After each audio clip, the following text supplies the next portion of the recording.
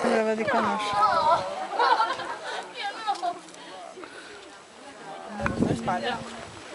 Questa pratica è l'agricoltura che il paese stava appena affermando e anche la pesca sta appena affermando, infatti non sono lontane più semplici in quanto presentano solo una nicchia. Lì su venivano messi i defunti, mentre qua nel pavimento venivano messi tutti gli oggettini che le persone usavano quando erano in vita. Per esempio mettevano per esempio braccialetti fatti con le conchiglie oppure con le zone di cinghiale e tutti questi oggettini. Comunque questi oggetti sono nel museo di Villa Sulcis a Carbonia, quasi 30 anni prima.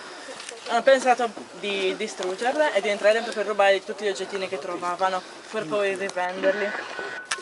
Quindi hanno fatto saltare per aria mettendo le bombe, la dinamite. Se ne può fare? Sicuramente. Oh, che ora fa del fare una foto, signore? No. Ci fai? Per essere la prima sul posto. Anche questa è la coperta? Sì, anche questa è coperta, però siccome ha le dimensioni un po' molto piccole, quindi si pensa che si ipotizza che venivano messi bambini, si muovevano in età giovane o ragazzini. I bambini grandi. Questa è bellina. Le nicchie sono che formano appunto i petali di un fiore. Dalla planimetria si può vedere meglio. Queste strutture vengono chiamate anche domus de Janas, che può assumere il significato di casa delle streghe o casa delle fate, però comunque erano delle strutture sepolcrali, quindi erano tombe, sono una leggenda queste tombe. Come sto dicendo prima, queste strutture vengono chiamate in sardo anche forrus o forredus perché assumono proprio una forma di forno, la nicchia ha la forma della nicchia. Anche questa è tutta coperta, infatti sino all'entrata era coperta, c'è una cupola, diciamo. Lì è il corridoio.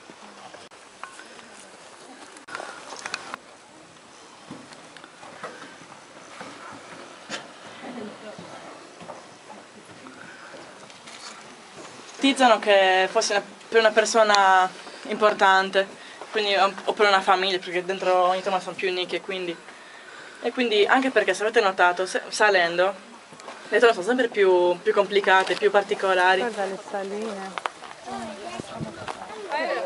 In tutto ci sono 13 tombe, però sicuramente scavando nell'ampio territorio ci sono anche altre tombe, solo che purtroppo i finanziamenti non ci sono, quindi si figuri che l'ultima campagna di scavo è stata nel 91, quindi... Lo sappiamo.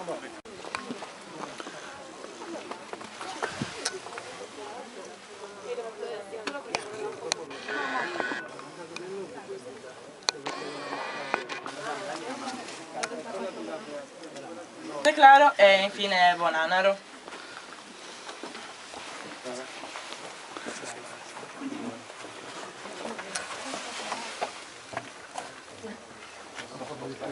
Questa qui invece è la particolarità, infatti vedete l'ingresso, poi c'è un altro ingressino più avanti, vedete, un altro ingressino, e lì c'erano le nicchie.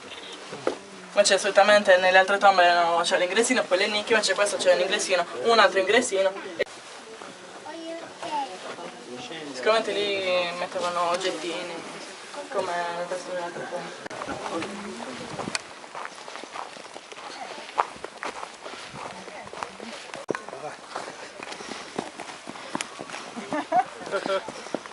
Veramente liberi.